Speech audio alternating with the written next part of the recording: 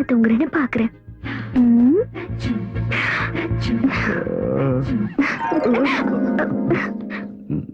நீ இங்க எதுக்கு வந்த? அது என் ரூம்ல எனக்கு தூக்கம் வரல. அதுக்கு நீ இங்கேயா வந்து தூங்குறது? போ போ போ. சரி போறேன், நீ என் கூட வா. நானும் வரதா? ஜமீன்தாரையா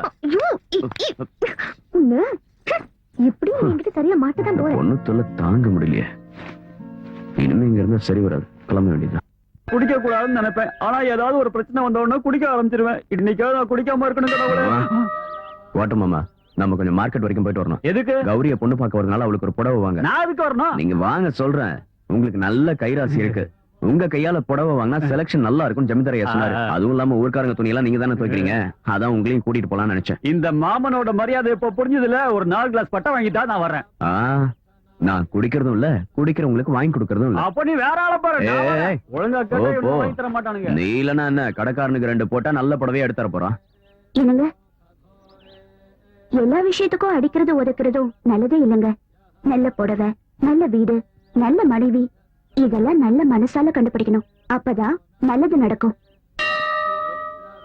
நல்ல பட்டா இல்லையான்னு எப்படி கண்டுபிடிக்கணும்னு எனக்கு தெரியும். ஓ அப்படியா? அதெல்லாம் உனக்கு நல்லா தெரியுமா?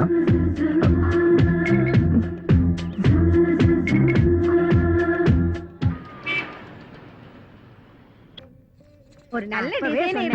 எல்லா பொம்பளைகளும் இப்படிதான் காலங்காலத்துல வந்துருவாளுவோ, ஒரு புடவையும் எடுக்க மாட்டாளுவோ. அண்ணாச்சி வாங்க இருங்க.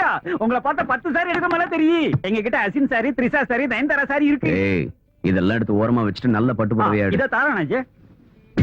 காஞ்சிபுரம், இது பனாரஸ், தர்மாவரம்.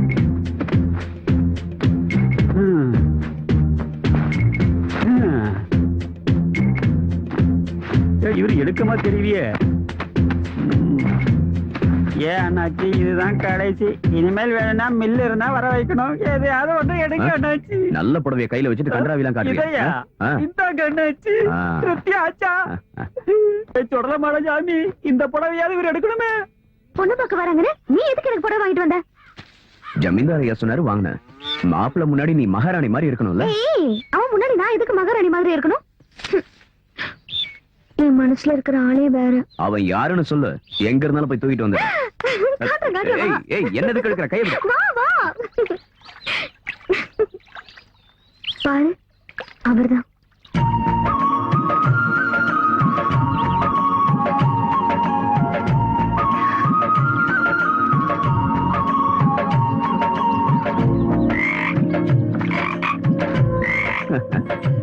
வேற யாரும் கிடைக்கலையா?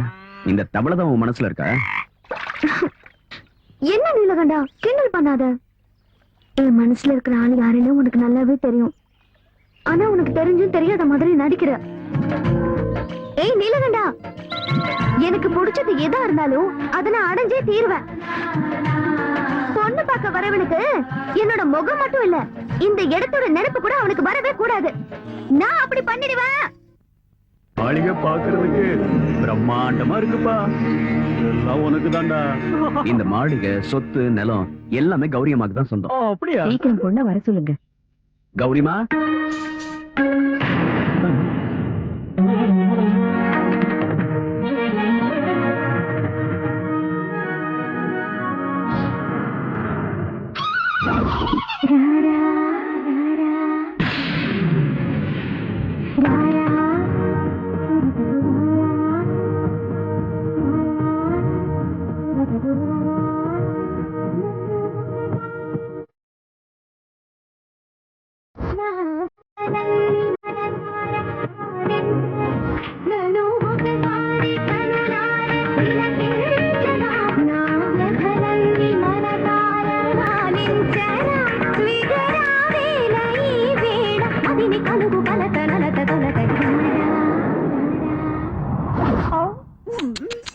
இது என்ன கன்றாவி கோலம்?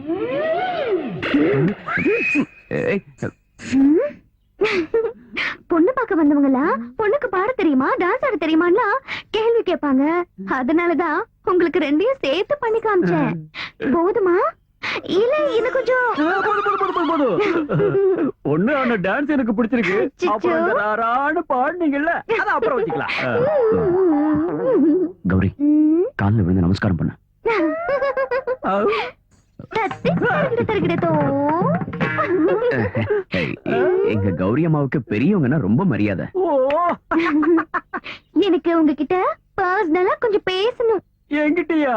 You me to me? ராரா போ போ சீக்கிரம் ராரா. வந்தே ராரா. ஐயோ. என்ன சொல்ல போற? ராரா சாரே உள்ள வா வா. வந்துட்டேன்.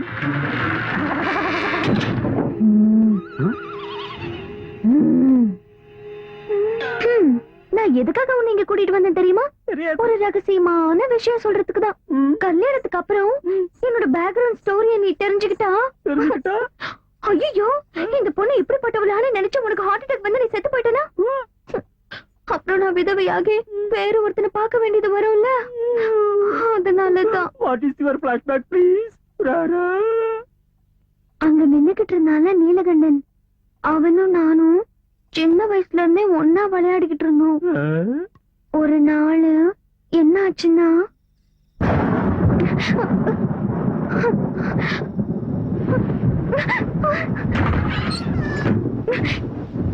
யார் இது? நீலகண்டா, நீலகண்டா.